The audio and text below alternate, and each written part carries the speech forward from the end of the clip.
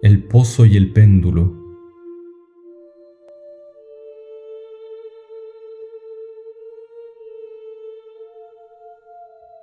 Impiatorum longos hic turba furores,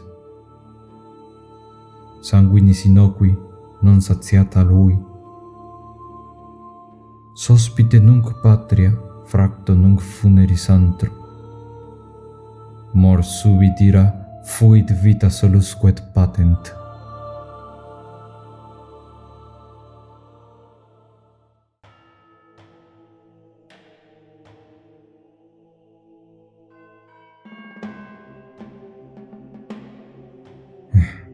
Estaba rendido, extremadamente rendido por aquella larga agonía, y cuando por fin me desataron y me fue dado sentarme, noté que mis sentidos me abandonaban. La sentencia, la terrible sentencia de muerte, fue la última frase distintamente acentuada que hirió mis oídos. Después de ella, el son de la voz de los inquisidores me pareció desvanecerse en el zumbido indefinido de un sueño. Aquel ruido traía a mi alma la idea de una rotación, quizás a causa que en mi imaginación lo asociaba con una rueda de molino. Pero eso no duró sino muy poco tiempo, porque de pronto ya no escuché nada. De todos modos, durante algún tiempo todavía vi, pero con qué terrible exageración. Veía los labios de los jueces en sus hábitos negros. Me parecían blancos, más blancos que la hoja en que trazo estas palabras, y delgados hasta lo grotesco, adelgazados por la intensidad de la expresión de dureza de inmutable resolución, de riguroso desprecio del dolor humano. Veía que los decretos de lo que para mí representaba el destino manaban aún de sus labios. Les vi retorcerse en una frase de muerte, les vi dibujar las sílabas de mi nombre, y me estremecía al sentir que el son no seguía al movimiento. Vi también durante algunos momentos de horror delirante la débil y casi imperceptible ondulación de los tapices negros que recubrían las paredes de la sala. Y entonces mi vista se fijó en los 7 grandes candelabros que estaban colocados encima de la mesa. Primero tomaron el aspecto de la caridad, y me parecieron como ángeles blancos y esbeltos que tenían que salvarme. Pero entonces y de golpe un ansia mortal invadió mi alma, y sentí cada fibra de mi ser vibrar como si yo hubiese tocado el hilo de una pila voltaica. Y las formas angélicas se convertían en espectros insignificantes con cabezas de llama, y yo veía bien que no podía esperar socorro alguno de ellos. Y entonces se deslizó en mi imaginación como una rica nota musical la idea del reposo delicioso que nos espera en la tumba.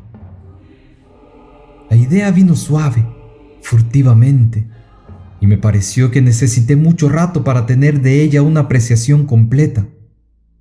Pero en el momento mismo en que mi espíritu empezaba a bien sentir y a acariciar aquella idea, las figuras de los jueces se desvanecieron como por arte de magia.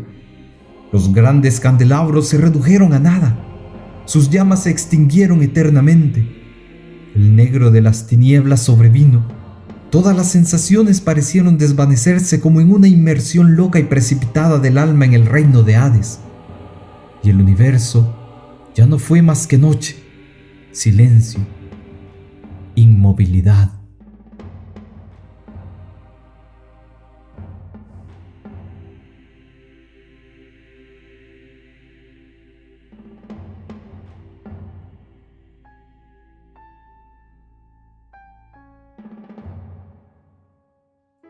Estaba desmayado, pero no obstante, no diré que hubiese perdido toda conciencia.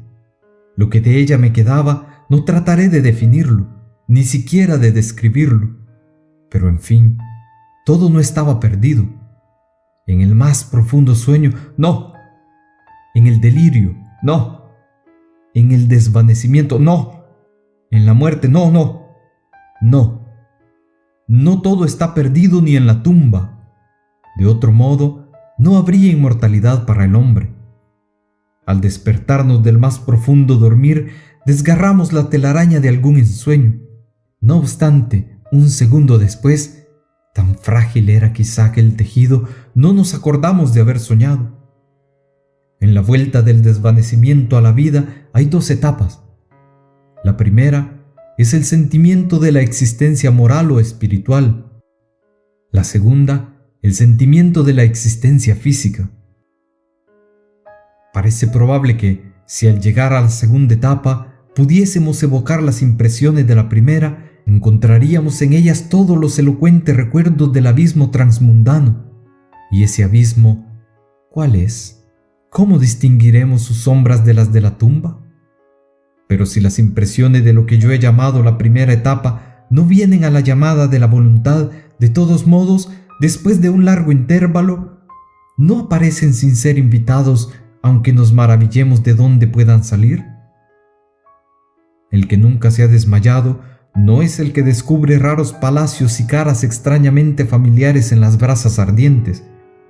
No es el que contempla, flotantes en medio del aire, las melancólicas visiones que el vulgo no puede percibir. No es el que medita acerca del perfume de alguna flor desconocida.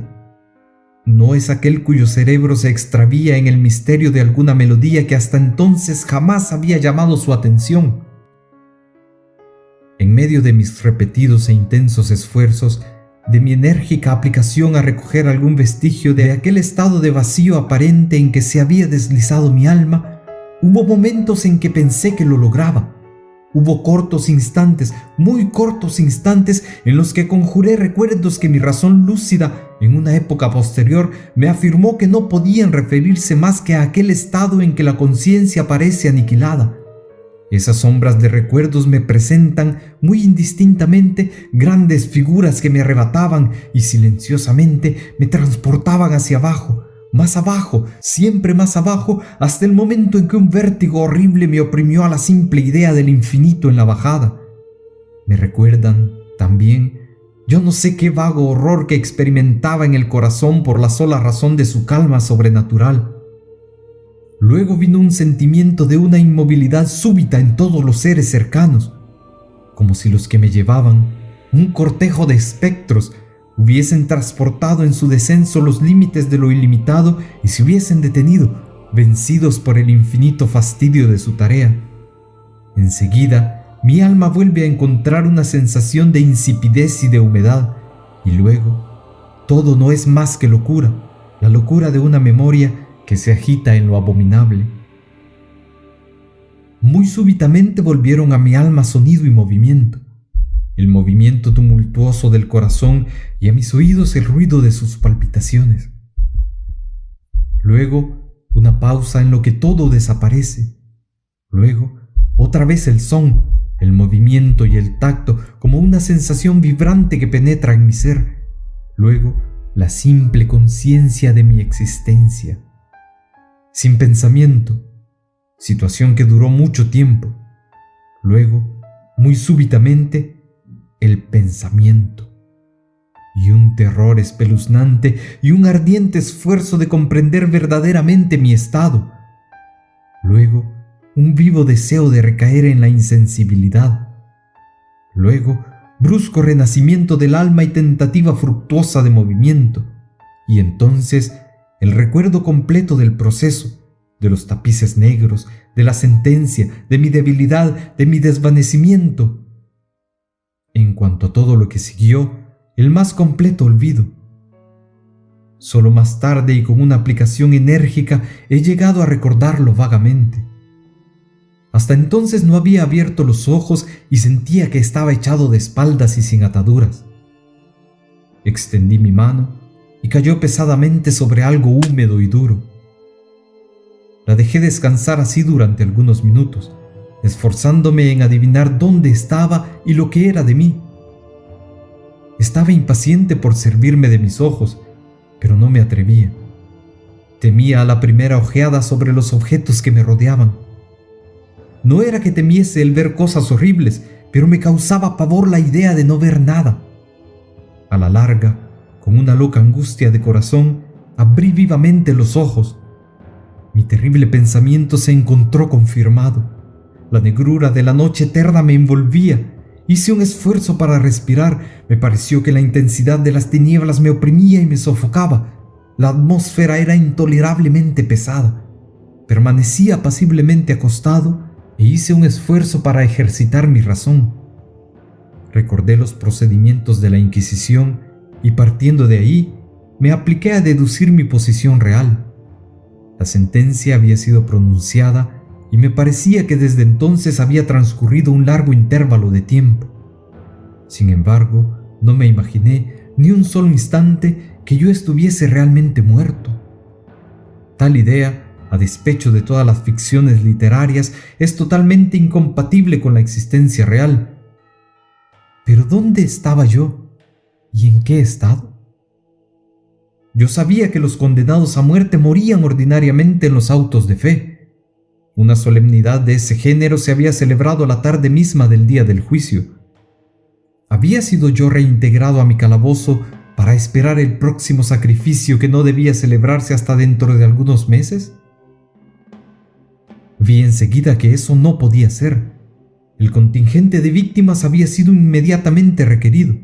Además, mi primer calabozo, como todas las celdas de los condenados en Toledo, estaba enlosado y la luz no estaba excluida del todo. De golpe, una idea terrible impelió la sangre a torrentes hacia mi corazón y durante algunos instantes recaí otra vez en mi insensibilidad. Al volver en mí, me erguí de un golpe en pie, temblando convulsivamente en cada fibra. Extendí locamente mis brazos encima y alrededor mío, en todas direcciones. No sentía nada. No obstante, temblaba a la idea de dar un paso. Tenía miedo de topar con las paredes de mi tumba. El sudor brotaba de todos mis poros y se detenía en gruesas gotas frías sobre mi frente. La agonía de la incertidumbre se hizo a la larga intolerable, y avancé con precaución extendiendo los brazos y mirando con mis ojos fuera de mis órbitas, con la esperanza de sorprender algún débil rayo de luz. Di varios pasos, pero todo estaba oscuro y vacío. Respiré más libremente.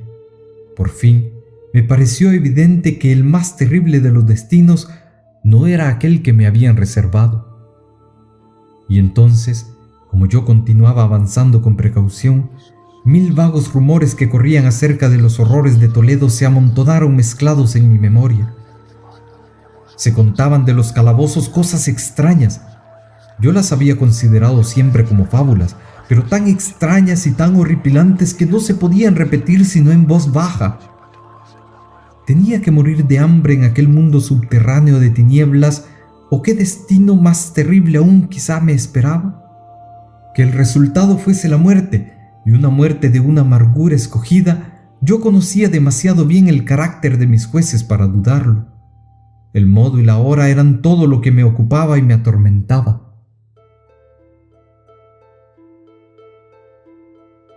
Mis manos extendidas encontraron a la larga un obstáculo sólido.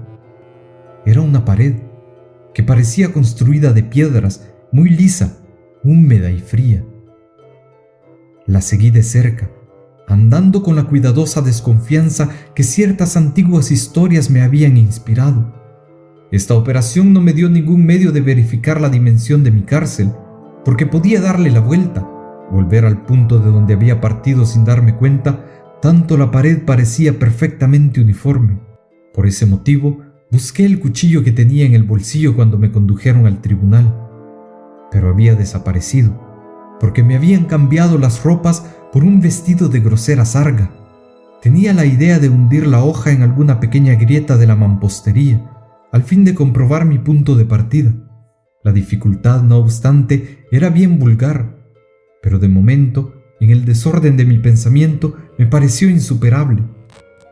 Desgarré una parte del dobladillo de mi vestido y coloqué el pedazo en el suelo en toda su longitud y en ángulo recto con la pared. Siguiendo mi camino a tientas alrededor de mi mazmorra, por fuerza tenía que volver a encontrar el trapo al acabar el circuito. Por lo menos así lo creía. Pero no había tenido en cuenta ni la extensión de mi calabozo ni mi postración. El terreno era húmedo y resbaladizo. Anduve vacilando durante algún rato. Luego tropecé y caí. Mi extrema fatiga me decidió a permanecer echado, y pronto Me sorprendió el sueño.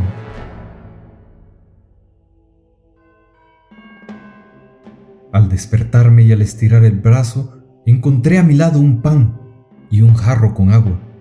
Estaba demasiado agotado para reflexionar acerca de esa circunstancia, pero bebí y comí ávidamente. Poco rato después, emprendí nuevamente mi viaje alrededor de mi prisión y con mucho esfuerzo llegué al harapo de Sarga. En el momento en que caí, contaba ya 52 pasos y al emprender nuevamente el paseo, conté 48 más cuando encontré mi trapo. En todo, pues, eran 100 pasos. Y suponiendo que 2 pasos hicieran 1 yarda, presumí que el calabozo tenía 50 yardas de circuito. Había encontrado muchos ángulos en la pared y por lo tanto no tenía modo de hacer conjeturas acerca de la forma del sepulcro, porque no me era posible dejar de suponer lo que era. No ponía un gran interés en esas búsquedas, con toda seguridad ninguna esperanza, pero una vaga curiosidad me incitaba a continuarlas.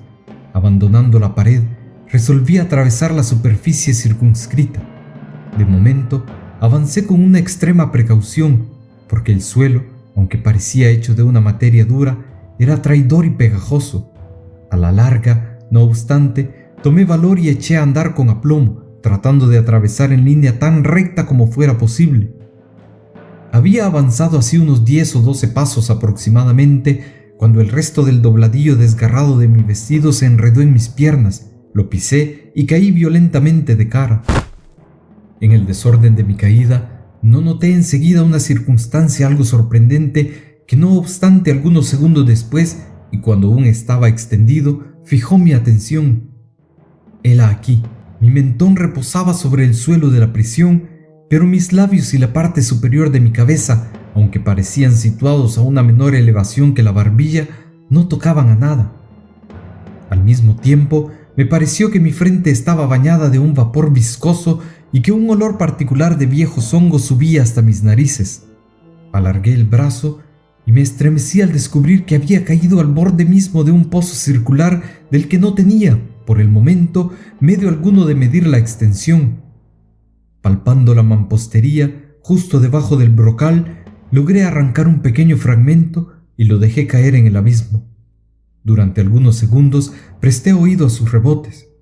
Por fin hizo en el agua una lúgubre zambullida, seguida de ruidosos ecos. En el mismo instante se produjo un ruido encima de mi cabeza, como de una puerta cerrada apenas abierta, mientras que un débil rayo de luz atravesaba súbitamente la oscuridad y se apagaba casi al mismo instante. Vi claramente el destino que se me había preparado y me felicité por el accidente oportuno que me salvó. Un paso más y el mundo no me hubiera vuelto a ver, y aquella muerte evitada a tiempo tenía el mismo carácter que yo había mirado como fabuloso y absurdo en los cuentos que se decían de la Inquisición. Las víctimas de su tiranía no tenían otra alternativa que la muerte con sus más crueles agonías físicas o la muerte con sus más abominables torturas morales. Yo fui reservado para esta última. Mis nervios estaban distendidos por un largo sufrimiento hasta el punto que temblaban al son de mi propia voz y me había convertido en un excelente sujeto para la especie de tortura que me esperaba. Temblando de todos mis miembros, retrocedí a tientas hacia la pared, resuelto a dejarme morir allí antes que afrontar el horror del pozo que mi imaginación multiplicaba entonces en las tinieblas de mi calabozo. En otra situación de espíritu, hubiera tenido el valor de acabar con mis miserias, de un solo golpe, con un salto en uno de aquellos abismos, pero entonces era el más perfecto de los cobardes. Y luego me era imposible abordar lo que había leído a propósito de esos pozos, que la extinción súbita de la vida era una posibilidad cuidadosamente excluida por el genio infernal que había concebido su plan.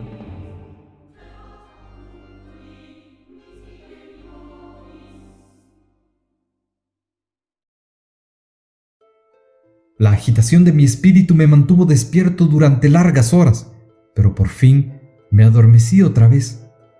Al despertarme, encontré a mi lado, como la primera vez, un pan y un botijo de agua. Una sed ardiente me consumía y vacié el botijo de un trago. Sin duda esta agua estaba envenenada. porque apenas la bebí me amodorré irresistiblemente. Un profundo sueño me invadió, un sueño parecido al de la muerte. Cuánto tiempo duró no podría saberlo, pero cuando volví a abrir los ojos, los objetos a mi alrededor estaban visibles. Gracias a una claridad singular, sulfurosa, cuyo origen de momento no pude descubrir, pude ver la extensión y el aspecto de la prisión. Me había engañado mucho acerca de sus dimensiones. Las paredes no podían tener más de 25 yardas de circuito.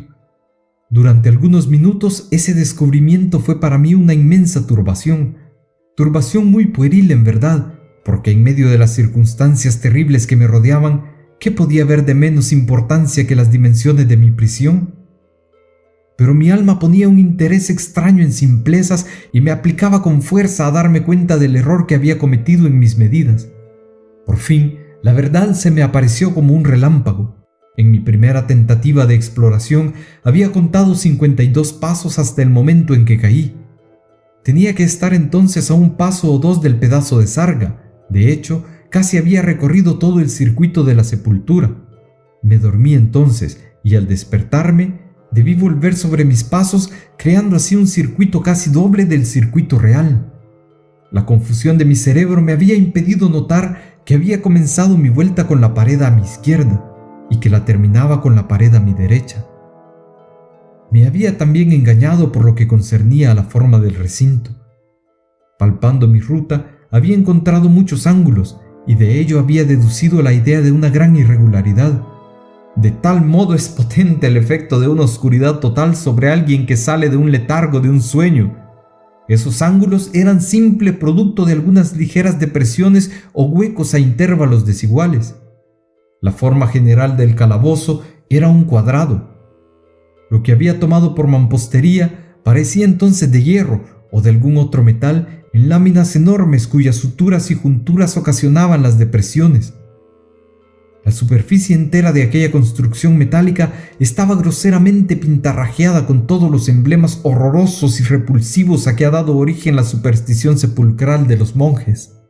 Figuras de demonios con aire de amenaza, con formas de esqueleto y otras imágenes de un horror más real ensuciaban las paredes en toda su extensión. Observé que los perfiles de aquellas monstruosidades eran suficientemente distinguibles, pero que los colores estaban marchitos y alterados como por el efecto de una atmósfera húmeda. Noté entonces el suelo, que era de piedra. En el centro se abría el pozo circular, de cuyas fauces me había salvado, pero no había más que uno en la mazmorra. Vi todo eso no muy claramente ni sin esfuerzo, porque mi situación física había cambiado singularmente durante mi sueño. Ahora estaba tendido de espaldas, tan largo como era, en una especie de armazón de madera muy baja, y sólidamente atado a ella con una larga faja que parecía una cincha.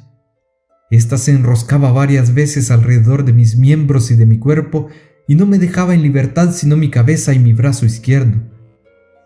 Pero tenía que hacer un esfuerzo de los más penosos para procurarme el alimento contenido en un plato de barro puesto a mi lado sobre el suelo. Observé con terror que se había llevado el botijo. Digo con terror porque me devoraba una sed intolerable. Me pareció que entraba en el plan de mis verdugos el exasperarme a causa de aquella sed, porque el alimento contenido en el plato era una carne cruelmente sazonada. Levanté la vista y examiné el techo de mi prisión. Estaba a una altura de 30 o 40 pies y por su construcción se parecía mucho a los muros laterales. En uno de sus paneles, una figura de las más singulares atrajo toda mi atención. Era la figura pintada del tiempo. Como es representada de odierno, salvo que en vez de una guadaña, tenía un objeto que al primer golpe de vista tomé por la imagen pintada de un enorme péndulo, como los que se ven en los relojes antiguos. De todas maneras, en el aspecto de aquella máquina había algo que hizo mirarla con más atención. Como yo la observaba directamente, con la mirada hacia arriba, porque estaba colocada justo encima de mí, creí ver que se movía. Un instante después se confirmó mi idea. Su balanceo era corto y, naturalmente, muy lento. Lo observé durante algunos minutos, no sin cierta desconfianza, pero sobre todo con sorpresa. Fatigado a la larga de vigilar su movimiento fastidioso, dirigí la mirada a los otros objetos de la celda. Un ligero ruido llamó mi atención y mirando al suelo, vi algunas enormes ratas que lo atravesaban. Habían salido del pozo que podía observar a mi derecha. En el mismo instante en que las miraba, subieron por grupos aprisa con ojos voraces, engolosinadas por el olor de la carne. Necesité muchos esfuerzos y mucha atención para apartarlas de ella.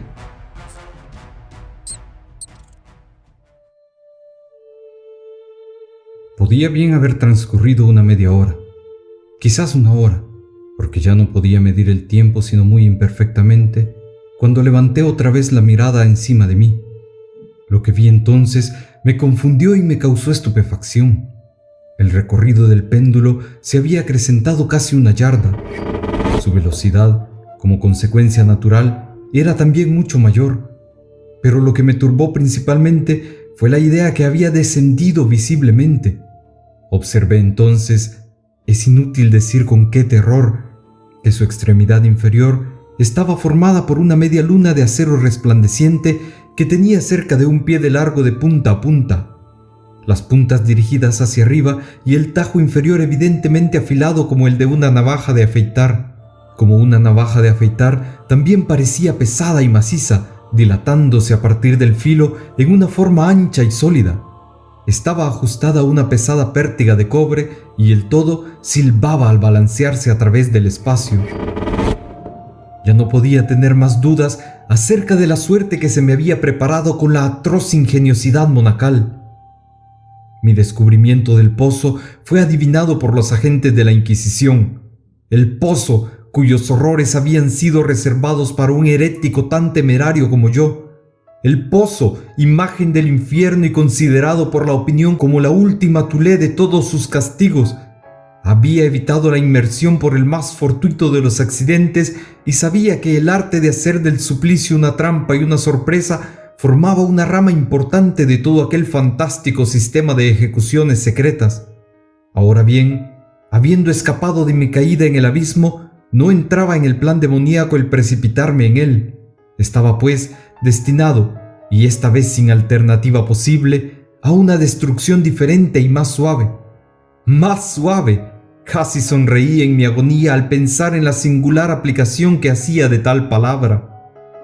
¿Sirve de algo explicar las largas horas de horror más que mortales durante las cuales conté las oscilaciones vibrantes del acero? Pulgada por pulgada, línea por línea, operaba un descenso graduado y solamente apreciable a intervalos que me parecían siglos. Y seguía bajando, cada vez más bajo, cada vez más bajo. Transcurrieron días.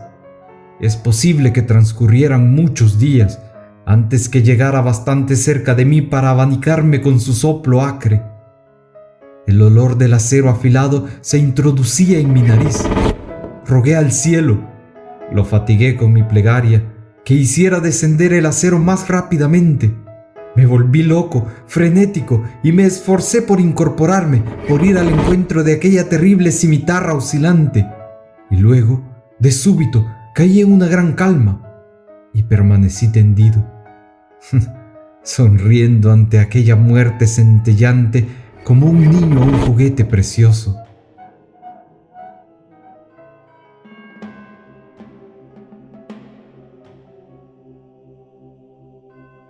Se produjo un nuevo intervalo de perfecta insensibilidad, intervalo muy corto porque al volver a la vida no encontraba que el péndulo hubiese descendido una cantidad apreciable.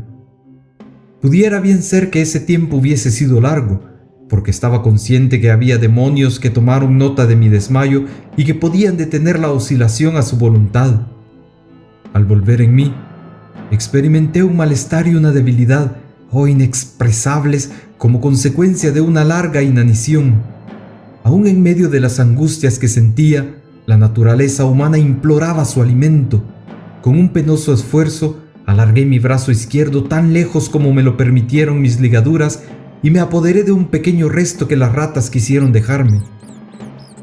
Mientras llevaba una parte a mis labios, un informe pensamiento de alegría, de esperanza, atravesó mi espíritu. No obstante, ¿qué había de común entre yo, ¿Y la esperanza? Era, un pensamiento informe. El hombre los tiene a menudo y no son completados. Sentí que era un pensamiento de alegría, de esperanza, pero sentí también que era muerto al nacer. En vano me esforcé por completarlo, por alcanzarlo. Mi largo sufrimiento había casi aniquilado las facultades ordinarias de mi espíritu. Yo era un imbécil, un idiota. La oscilación del péndulo tenía lugar en un plano que formaba ángulo recto con mi largura. Vi que la media luna estaba dispuesta para atravesar la región del corazón.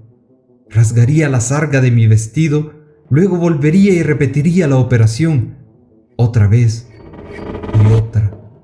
A pesar de la terrible dimensión de la curva recorrida, algo así como 30 pies, o quizá más, y la vibrante energía de su tajada que habría sido suficiente para cortar hasta murallas de hierro, en suma, todo lo que podía hacer por algunos minutos era rasgar mi vestido. Y con este pensamiento hice una pausa. No me atreví a ir más lejos que esa reflexión. Me apoyé en ella con una atención obstinada, como si con esa insistencia pudiese detener allí el deceso del acero. Me apliqué a meditar acerca del son que produciría la media luna al pasar a través de mi vestido, acerca de la sensación particular y penetrante que el frotamiento de la tela produce en los nervios. Medité acerca de todas esas futilidades hasta que sentí de entera. Más abajo aún, se deslizaba cada vez más hacia abajo. Sentía un placer frenético en comparar su velocidad de arriba abajo con su velocidad lateral. A derecha, a izquierda, y luego huía lejos, y luego volvía con el chillido de un espíritu condenado, hasta mi corazón con el avance furtivo del tigre. Yo reía y aullaba alternativamente según me dominaba una y otra idea. Más abajo, invariablemente más abajo, vibraba a 3 pulgadas de mi pecho. Me esforcé violentamente, furiosamente para liberar mi brazo izquierdo. Estaba libre solamente desde el codo hasta la mano. Podía mover mi mano desde el plato que estaba a mi lado hasta mi boca con un gran esfuerzo, y nada más. Si hubiese podido romper las ataduras por encima del codo, hubiera agarrado el péndulo y hubiera tratado de detenerlo.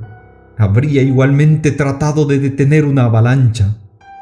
Cada vez más abajo, incesantemente, inevitablemente más abajo. Respiraba dolorosamente y me agitaba a cada oscilación. Me empequeñecía convulsivamente a cada balanceo.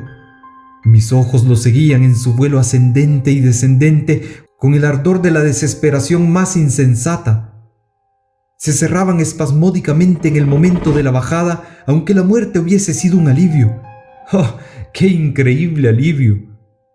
Y no obstante, temblaba con todos mis nervios al pensar que bastaba con que la máquina descendiera una muesca para hendir sobre mi pecho aquella hacha afilada, resplandeciente.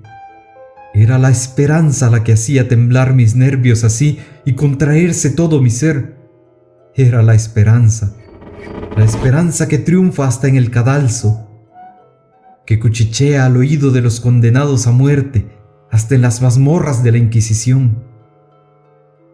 Vi que 10 o 12 vibraciones aproximadamente pondrían al acero en contacto inmediato con mi vestido, y con esta observación entró en mi espíritu la calma aguda y condenada de la desesperación. Por primera vez desde hacía muchas horas, desde hacía días quizá, yo pensaba, me vino la idea que la faja o cincha que me envolvía era de una sola pieza. Estaba atado por una ligadura continua.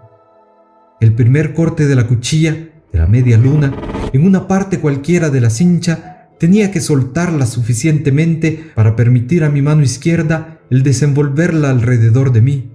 Pero cuán terrible se habría en ese caso la proximidad del acero y el resultado de la más ligera sacudida mortal.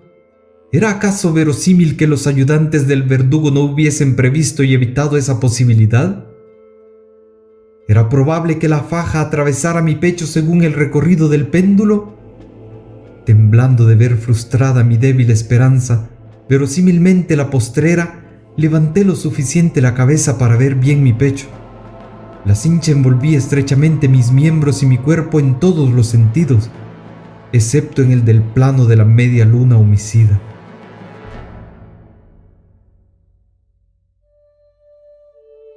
Apenas dejé caer otra vez mi cabeza en su primera posición, sentí brillar en mi espíritu algo que no podría definir mejor, sino como la mitad no formada de aquella idea de liberación que ya he hablado y de la que solo una mitad había flotado en mi cerebro cuando llevé el alimento a mis labios ardientes.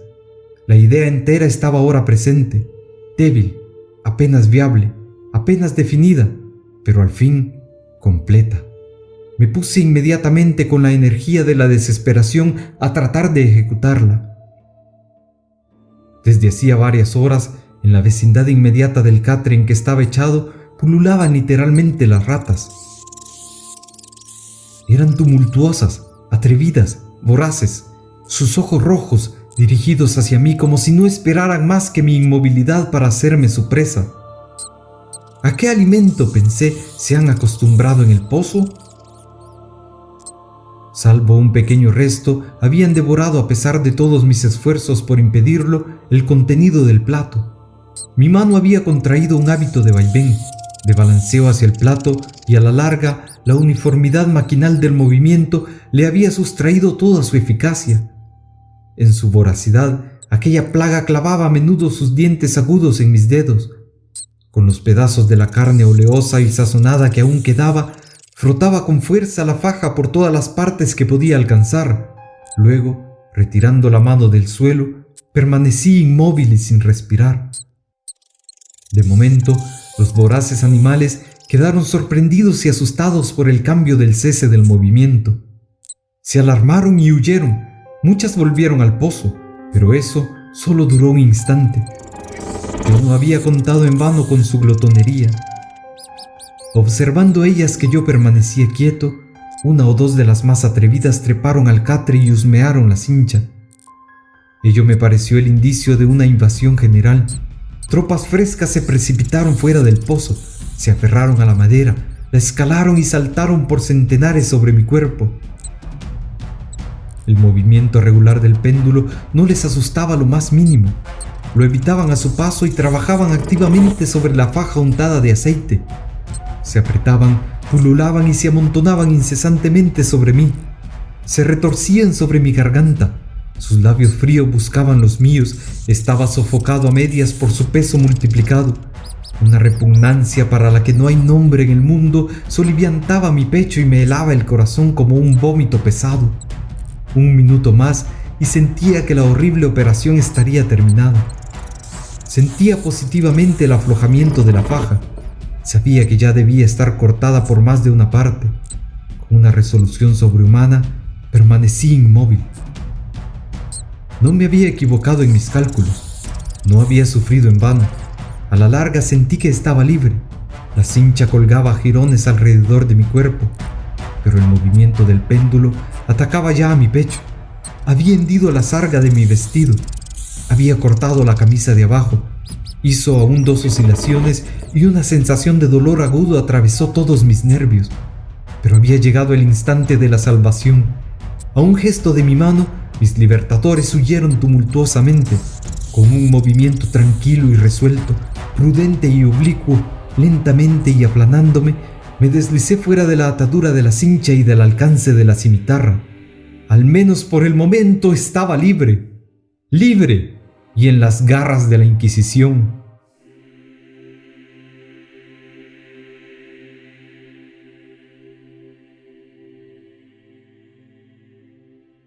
Apenas había salido de mi camastro de horror, apenas había dado algunos pasos sobre el suelo de mi prisión, que el movimiento de la máquina infernal cesó y la había traída por una fuerza invisible a través del techo.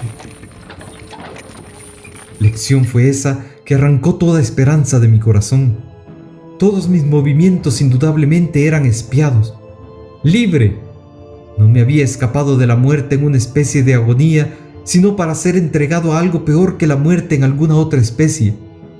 Pensando en ello, miraba convulsivamente las paredes de hierro que me rodeaban.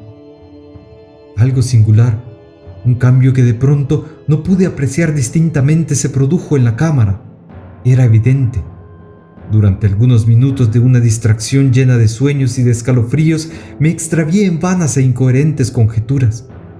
Entonces me di cuenta por primera vez de la luz sulfurosa que iluminaba la celda. Provenía de una hendidura ancha, aproximadamente de una media pulgada, que se extendía alrededor de la prisión en la base de las paredes, que parecían así, y lo estaban, en efecto, completamente separadas del suelo. Traté, pero en vano, como puede pensarse, de mirar por aquella abertura. Cuando me incorporaba descorazonado, el misterio de la alteración de la cámara se reveló de un golpe a mi inteligencia. Había observado que, bien con los contornos de las figuras murales fuesen suficientemente distinguibles, los colores parecían alterados e indecisos. Esos colores acababan de tomar y tomaban a cada instante un brillo sorprendente y muy intenso que daba a aquellas figuras fantásticas y diabólicas un aspecto que hubiese hecho estremecer nervios más sólidos que los míos. Ojos de demonios de una vivacidad feroz y siniestra me asestaban sus miradas desde 1000 lugares, desde donde primitivamente no sospechaba que hubiese ninguno, y relucían con el brillo lúgubre de un fuego que yo quería absolutamente, pero en vano, mirar como imaginario. ¡Imaginario! Me bastaba respirar para atraer a mi olfato el vapor del hierro caldeado, un olor sofocante que esparcía por la prisión. Un ardor más profundo se fijaba a cada instante en las miradas asestadas a mi agonía. Un tinte más rojo se extendía sobre aquellas pinturas de sangre. Estaba jadeante, respiraba con esfuerzo, no quedaban dudas acerca de los pronósticos de mis verdugos. ¡Oh, los más despiadados! ¡Oh, los más demoníacos de los hombres! Retrocedía lejos del metal ardiente hacia el centro del calabozo. Ante aquella destrucción por el fuego, la idea del frescor del pozo se presentó a mi alma como un bálsamo. Me precipité hacia sus bordes mortales, tendí mis miradas hacia el fondo. El brillo de la bóveda inflamada iluminaba sus más secretas cavidades. De todos modos, durante un instante de extravío, mi espíritu se negó a comprender el significado de lo que veía. Por fin, ello entró en mi alma por fuerza victoriosamente. Se imprimió con fuego en mi razón temblorosa. ¡Oh, una voz para hablar! ¡Oh, horror! ¡Oh, todos los horrores excepto este! Con un grito me lancé lejos del brocal y, escondiendo mi rostro entre mis manos, lloré amargamente.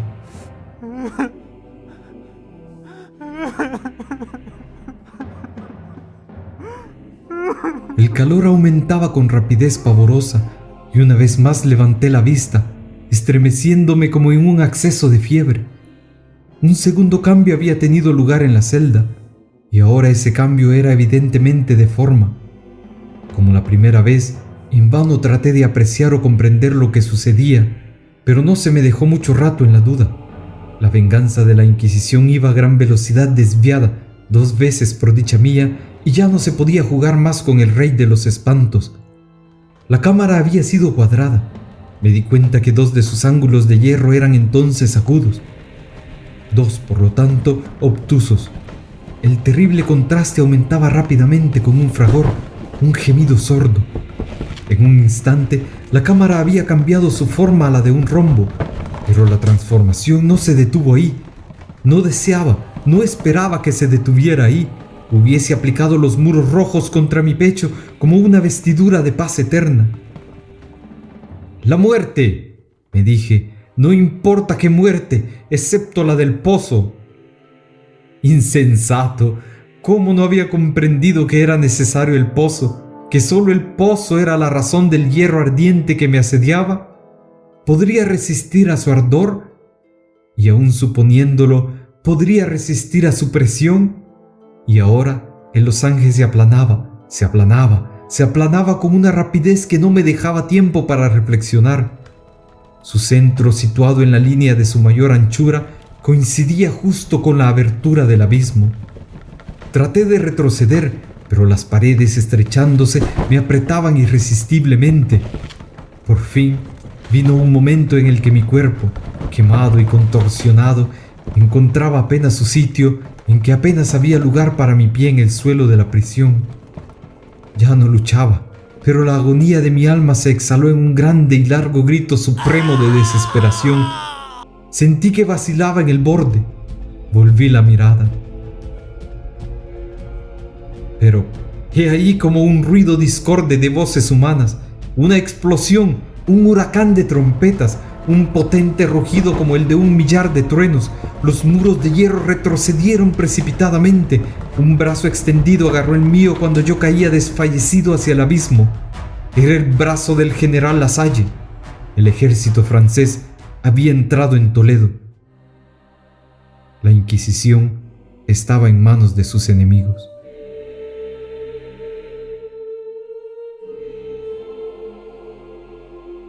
Fin.